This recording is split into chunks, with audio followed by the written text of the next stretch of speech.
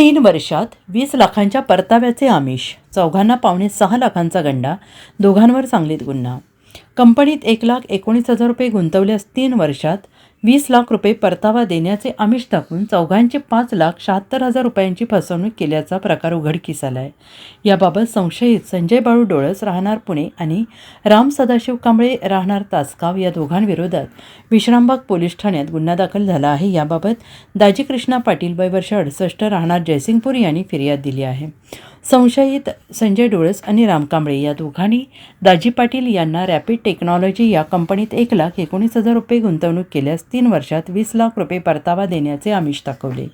डोळस आणि कांबळे यांच्यावर विश्वास ठेवून पाटील यांनी 1,19,000 रुपयांची गुंतवणूक दोघांकडे केली. पाटील यांचे मित्र मनोज साळसकर यांचे 3 लाख रुपये, संदेश कांबळे यांचे 2 लाख रुपये तर श्यामसुंदर सूर्यवंशी यांचे 30,000 रुपये असे एकूण 5,76,000 रुपये रॅपिड टेक्नॉलॉजी या कंपनीत गुंतवण्यात आले.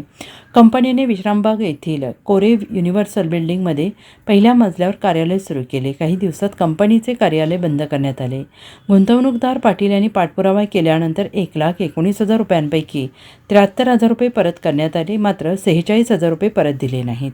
इतर तिघांचे 5,30,000 रुपये परत केलेले नाहीत. वारंवार मागणी करूनही पैसे मिळत नसल्याने दाजी पाटील आणि इतर चौघांनी संजय डोळस आणि राम कांबळे यांच्या विरोधात विश्रामबाग पोलीस ठाण्यात तक्रार दिलेली होती. त्यानुसार चौघांविरोधात फसवणुकीचा गुन्हा दाखल करण्यात आलेला आहे. Bureau report SBN Marathi, Sangli.